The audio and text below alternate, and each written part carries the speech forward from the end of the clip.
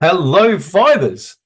Thank you so much for tuning in. It's always splendid to see you. And hey, I've missed you guys over the past week. I've got a fantastic little interview for you this afternoon. This one's short and sweet. Velvet Eldred is my guest this afternoon. She's a really interesting lady. To list all of her achievements would take some time, but indicative of her level of achievement is that she won Cannes Woman of the Year in 2012. Recently, Velvet heard and followed a call to go and teach in Outer Mongolia, a place that regular listeners know that I have a deep affinity for and have actually visited. She tells us about how she heard that call and then made it happen and walks us through her really interesting experiences over there in Outer Mongolia. So anyone interested in teaching, travel, Outer Mongolia specifically, or volunteering, making visions happen, will be really interested in this. As I said, it's really short. The entire interview, including this intro and the outro, will take about 25 minutes. Please like, please share, please follow Northern Vibe. If you like this interview with Velvet, I'm sure you will. Make sure that you get it out there as wide as you possibly can. But I know you don't want to hear from me. You want to hear from Velvet. So let's make this happen. Senbenu, Velvet. Thank you so much for coming on. Thank you, Matt. It's been delightful to talk to you in the background, getting this all together. Indeed, indeed. Well, you're quite an interesting person, and and you've lived somewhat of an experienced life. It's actually, I mean, that's great, but it also, from an interviewer's point of view, frankly, makes things a little bit difficult. So it's like, how we're going to frame this. Okay. But what I'd most like to start off with is your adventures in Mongolia. You've been over there, and you're engaged in doing your best to raise profile of the country and some educational stuff that's going on over there. Would you mind Yeah. talking about that? Okay. So, why Mongolia? So heading into Mongolia, I needed wild spaces. I need places that were largely untouched. I needed to stand on the grasslands and listen to the eagles and smell. And I've always had a fascination with the eagle hunters. Hmm. It's also quite fascinating going to a country that, like is developing. Talk to you in the background. It has an outstanding history. However, it's catching up to this capitalism that sort of runs the monetary systems. And I really wanted to get to it before it was too touristy and too exploited. So that's why Mongolia, all my kids are grown up, they're functional human beings. I had this pot of money and it was like, oh, let's go. It's really funny, actually, when I was over there, when I visited Ulaanbaatar, I ran into this economist, and he actually worked for the government. And he started quoting Hayek's The Road to Serfdom to me, which I was like kind of amazed. I'm like, wow, like, of course, he's an economist. It's his thing. But as you've indicated, you've like a former, well, not a former Soviet satellite, that would be inaccurate to say, but kind of like within the realm of the CCP in effect. Oh, absolutely. To have someone quote Hayek, I'm like, oh, within the realm. How interesting is that? But Yeah. so the school that you're involved in, Ah. tell us about that. Okay, so you know how serendipity does just hit that word's already been on the table. When I decided Mongolia was it was like the doors opened up, something stepped in and started organizing my tour for me. So I found a woman called Sarah Monkbaya, and she has Sarah's guest house in Mongolia. Bit of a plug, but she's up the north, and that's where the eagle hunters and the reindeer hunters are there. So I didn't want to go to the Gobi Desert, didn't want to hang out in Ulaanbaatar. I wanted to head out north. So it just happened that she not only had a tourist company, but she runs this English school up in Murun, in the north of Mongolia. And being a community development worker, when I travel, I like to give back to the community, like whether it's working with elephants or, endangered animals, or, just being a part of the cooking team in a community. I really need to be involved like that. So she has this English school, an international English school up in the north of Mongolia, where they do over their summer holidays. really solid English teaching lessons. Yep. And for your room and your board, just being a part of the cooking team in a community. I got to turn up there and work in the north, and I was pinching myself. I still pinch myself. I look at the photographs and pinch myself. And what was most extraordinary about being with kids in the north of Mongolia is they don't have phones in the classroom. I didn't have to fight them for their full attention. Oh, I didn't have to fight them. It was incredible. They wanted to be there. They wanted to learn. It was extraordinary to be there. Yeah. Mm-hmm. And so Moron, Yeah, there. is there. Yep. Okay, so for just to give some people the viewers, just being a so part that's of the Outer cooking team in a Mongolia. It's actually community. about the size of Queensland. Yeah. Russia, we That's call it, Russia and the steppes. Yeah. we call this When area you see Siberia. when you see those Russian movies and it's cold and icy with pine trees, that's kind of where they're filming. Yep, yep, and it's Siberia. Yeah. And so obviously we have China here, North Korea. Yeah. And so the place you were in was there. All right. So this first one, I rocked up here and this is the school. It's an old Soviet summer school camp. Yep. And so, it's run down.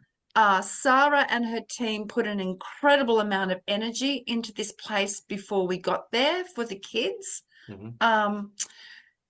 It's covered in mountains, and we've come over these incredible rivers. There are no roads outside Ulaanbaatar. So for an Australian girl, the four-wheel driving is absolutely incredible. It's like really hang on to your hat, handmade bridges. Am I going to die now? No, everybody else does it. I think I'm fine.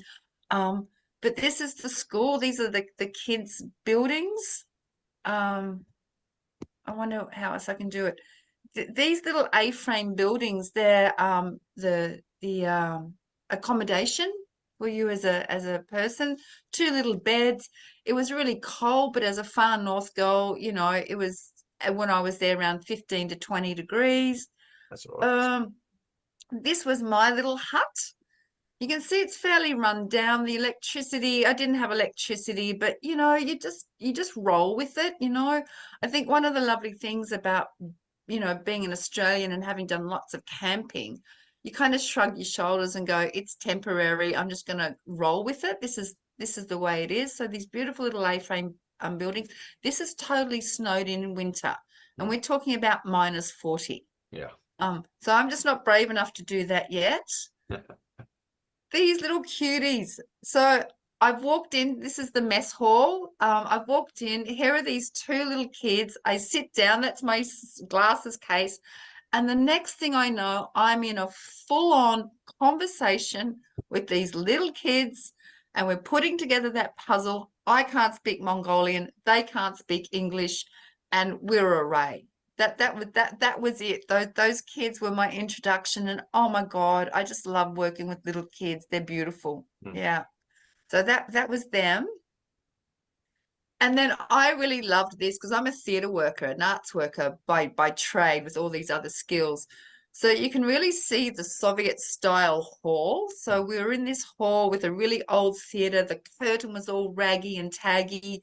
All the chairs are kind of broken and we're all perching, but this was the hall. And it was through working with these kids that I actually decided I would really like to take some people back to this school and help them out. It was fantastic. And then the next, I think oh yeah, and these are just more photos of the kids. We're just doing exercises. I'm speaking English. They're trying to learn English.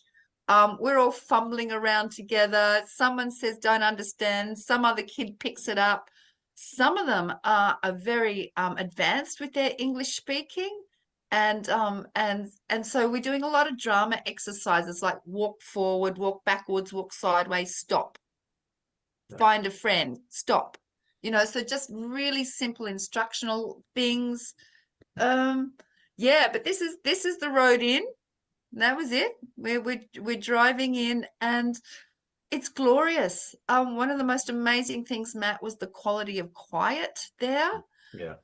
So you can see it's a lot of flat open land. So I'm used to lots and lots of bird noises. It's what wakes me up in the morning. It's what sings me to sleep of a night. You know, the changing of the twilight and morning with the bird song.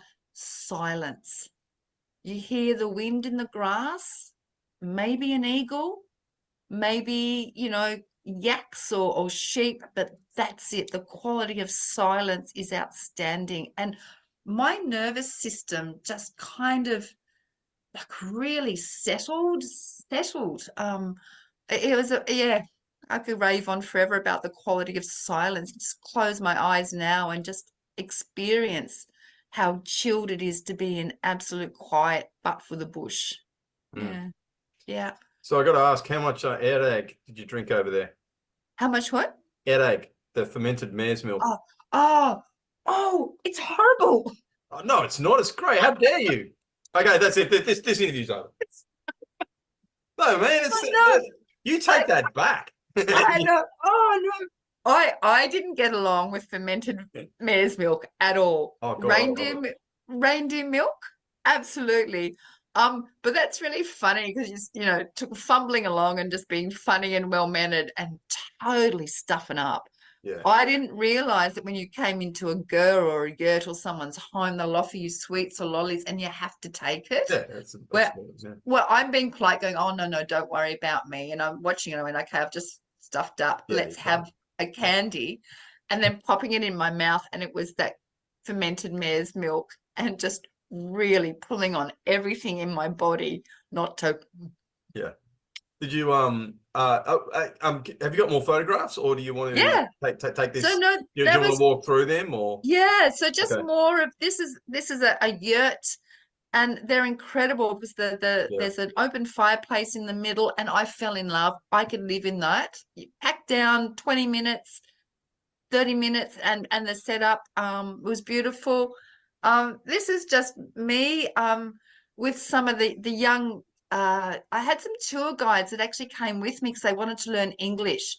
So I was so well looked after, and they've become firm friends. This little photo here. So as a cultural worker, I wanted to go to cultural festival, and this was Dragon the Street. well, it was right up north. It's the Festival of the Three Rivers, and it was the first year they pulled this off, Yeah, and we went right up onto the hill and to look down, and this is one of those I'm pinching myself moments. I'm watching horses gallop and camels and archers, and I'm, oh my God, I've made it. This was a bucket list, to-do list. mm. So yeah.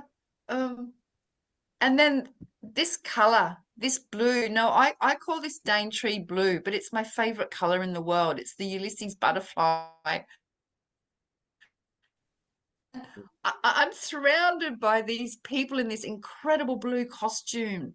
And so this is like their it's their show. They're walking into the parade, that sort of stuff. Was that Nadam? So did they Nada, hold yeah, him it's yeah, Nadam? right up top, yeah. No, Um, no. Sorry, not the geography. Was that the Nadam Festival? no, no, no, no. This was a little festival because I'm not very good with lots of people. So this was right up north. This was up past Maroon, up past Hobscotch Lake. Um, Oh, like it was like you go, yeah, it's like you'd go for a drive up north and somebody goes, oh, look, in the paddock at X degree and south and Y degree north, we're going to have a festival there. It was kind of a bit like that. We got Yeah, lost for a while. Nobody could quite find where it was, and then finally we landed there. that'd be Nadam for sure. It was hilarious because, we're just following dirt tracks, and then we'd stop and talk to a farmer and they'd wave us over there, and then we'd stop and they'd wave us over there. But What time of year was it? Was it coming in the spring? August, September. Yeah, yeah. So not the big Nadam festival, the one down near Ulaanbaatar. Yeah, yeah. No. Okay. This was it actually didn't have a name other than this is just the festival, and it was the first time, and let's go. Okay. Yeah. But I'm an archer, Matt. I grew up on property, so I've always loved archery. So to actually be in a country, and this is one of the things that called to me of Genghis Khan. It was the horseback archers. So to be at a festival watching these archers was fantastic. Now in Australia, we have a lot of rules about the target area and not standing beside the target area. And one of the things that just blew my hair back in Mongolia was the lack of regulation and rules. Because Oh, I it's don't think so good. It's people are so not good, man. You're free. You're free over there. Ain't no people are not bureaucrats. idiots Oh man, I miss it. too. Just cheers to that. Mm. So they're aiming at the target, and there are people standing beside the target, and I'm thinking, oh, any minute the marshal's going to come out and yell at everybody. Loaded their arrows, pulled that string back, and let fly, and nobody moved a foot. They're standing beside about 1.5 meters target, and no one moved. That's how confident they are that these archers are not going to miss their target. Do they do the wrestling as well? Yes, I saw the wrestling. I didn't get Okay. any photos of that. By that time, my phone was flat. But yes, there was wrestling. Okay, It so was awesome. they did the three sports. It was horse racing, archery, and wrestling. Yes. Yeah, it's an arm. But again, the beautiful costumes, to just see everybody so proudly in culture costumes did my heart a whole lot of good. See, that's the thing. Uh, It's just the way they roll. Like it's not a thing. Like it's not yeah. like, oh, we're going to dress up like this. It's like No, this is the way they do it. exactly. Yeah. And to actually be amongst a living culture like that isn't commodified, or it's not for the tourist. It's not a put on village for the tourist. Yeah. This is life. And I loved it. And one of the most extraordinary things was that I was taken out into the middle of nowhere, and there were these 6-year-olds, and they're all on horses. Yeah. And they're just riding around and around, and there are people geeing them up. These 6-year-olds are about to go on a 10-kilometer flat strap race back into the festival site. And some are on saddles, some are bareback, but they're so little at 6. And I just thought about, what in Australia we would do with 6-year-olds. And I am pretty sure a lot of people would look at that and be absolutely horrified at the risk these kids were taking. But these kids are born on horses. Yeah. And the kids are so much more capable than what we give them credit for these days. Yeah. So Those they ended horses, up, mate, those horses though, they're like, I did a little bit of riding over there and they're bastards though, those horses. they're really proud because apparently some horse lines that have been really corrupted because of the fine breeding of the purebred, they're actually putting a Mongolian DNA horse into certain livestock brands to sort of hardy them up again. And Don't know they if that's, will but to run, make them hardy. they will run till they drop. Yeah. They are the toughest little, but like they're little turds. So I did a 6-hour horse ride. Yeah. That's because that was the only way you could get into the reindeer herders. And I've done some horse riding. I've fallen off horses. I've been lost in the bush and gone, righto, can't get me home. But these horses were incredible because I'm going down a mountain like this, and it's pine trees and rocks, and the water's just running down and rushing rivulets. And twice I nearly went forward off over the horse and thought, right, I'm dead. Mm-hmm. Because the stirrups are all just rope, so it's not like it's a proper saddle and stirrups that I've got. I'm doing this makeshift thing. I'm quite tall, so the quite short, stocky people that are on these horses. So I just decided that I probably wasn't important enough for Australia to send a medevac helicopter to get me out if I died. So it was don't die, let the horse have its head and just hang on. And this horse was incredible. We fumbled through some things. It tripped a couple of times, but oh my God, what a way to see the landscape. And we got into Cezanne about, I don't know, 10:30, 11 o'clock that night. Mm. And it's a traditional reindeer herders village with the tebbies, and there's not a lot there, but in terms of just practicing gratitude and the incredible privileged lifestyle that I have, Mm-hmm. it was look, I don't know, when you're with people that know how to live with the land and they have their ancestral knowledge, and to witness that is truly something that lifted my heart. It changed something in me. Mm. Uh, Mm. yeah. All right. Well, so if people want to go on one of these trips over there, Yeah. who will they contact and what can they do? So her name's Sarah Monkbayer. That's who I worked with. And she has Sarah's guest house and tours. And what I really loved about Sarah was, I didn't want to go on a 10-day package. I needed to do this tour my way. I went on my own because I didn't want to compromise what I did and how where I went. So what I really want to do, Matt, is to take a group of people to the school with me next time. Right. I would like to take, I don't know, 4, maybe 5 people who have an interest in Mongolia, who would like to go and teach at the International English School and help these kids, grapple with their English, and then go off on a 2-week tour. Maybe I want to go and see the eagle hunters next time, because the big thing I did learn about Mongolia is that it's slow time. Yeah. Without the tarmac roads, what is an 8-hour journey probably takes 4 days, because you're only doing 60 k's an hour, and it is the best 4-wheel driving ever. And that's I want to go back and help that school. Yeah, I want to start. I talk to the kids often. A lot of them are still in contact with me, and I'm in contact with Sarah. So that's what I would like to do. So if anyone is interested and they want to go over there, and frankly, I recommend it. I had a fat time over there. Yeah. And it's just great. And you're going to belt yourself on the booze and stuff over there. It's like a country made for rednecks like me. I just loved it. Vodka. It's just like, I ended up being called Vodka. That was my nickname, because their top shelf vodka is called Velvet. So I'd hear this, "Hey, vodka!" Yeah. Oh, they're talking to me, but this actually happened my whole life, because people can't remember Velvet. It's like April, Amber, Lavender, Albert. So I just there's this feeling that people are talking to me. So yeah, I'd hear this vodka and people be waving at me, and I go, "Oh yeah, they're talking to me." It's Yeah. great. No, it is. So like it's if it's a country that you can seriously go there and remake yourself, and I really recommend to any of the listeners. And the history, Matt.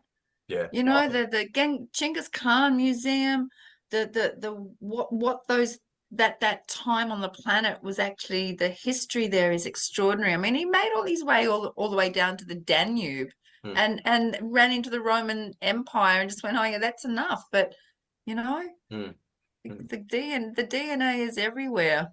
No, it's it's the longest continuous land empire in the world ever. It's true that the British Empire had more square kilometers, but obviously it was broken up by the seas. Yeah. No, mighty Genghis Khan. But kind of a little brutal. But hey, you can't make an omelet without breaking No. civilizations. Yeah, absolutely ruthless. But then in terms of once that was conquered, the actual community development strategies were really quite interesting. We thank Genghis Khan, our postal service. Yes. Yeah. I mean, yeah, he kind of Money strategies, those sorts of communication to across empires are really quite fascinating. Yeah, and well, Genghis, because there's only one record that we've got, as you know, from that time, and it's the Secret History of the Mongols, which is a translation of a Chinese text, which a Chinese student was translating from the Mongolian into Chinese. So the original Mongolian text was translated into Chinese. We only have the Chinese translation. Yeah, and it was done as like a student. This student who was like obviously an emissary, or he was going to work in what would be foreign policy and stuff like that back then.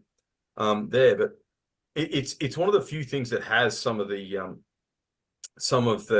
words and the stories of what Genghis wanted, and he's basically his strategy. Like you said, there were some magnificent things that come out of Mongolia, like the Chinese word for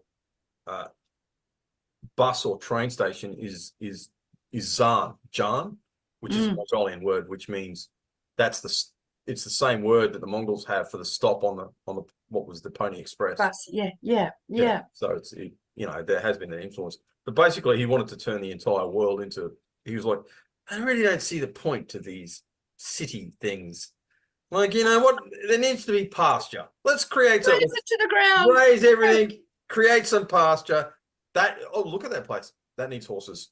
That needs horses. That's it, exactly. We'll give you horses. We'll give you yaks. We'll give you You'll be horses. like, yeah, Okay, so we'll destroy nice everything. cities. Bring the black flag. But hey. Yeah, really small. That's pretty much where the interview ended. For that part, we had some other really interesting discussions, which I'm going to edit and put out in due course. Velvet's a very spiritual person. Long-term viewers will know that I'm a reactionary, unashamed Catholic. Velvet's a kind of ex-Catholic. I think but we shared a lot more in common than we didn't, and we had some very interesting conversations around the conceptualization of Christ, Mary, and all these other things, which I will put out on YouTube in due course. Another really small kind of like a qualification I need to make.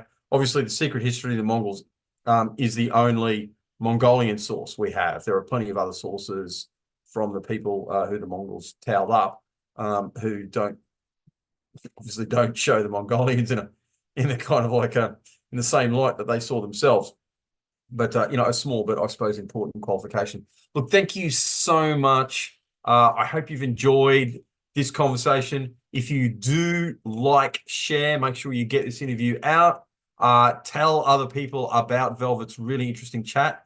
If you want to go to Mongolia, the hyperlink is in. I've been typing away, as you might have noticed, and put it there in the comments. So Sarah's hyperlinks are there. You can get onto her. If you want to get onto Velvet, she's on Facebook as well, so you can kind of like discuss that with her. I really recommend it. I love Outer Mongolia, and I'm going to go back there, inshallah, God willing.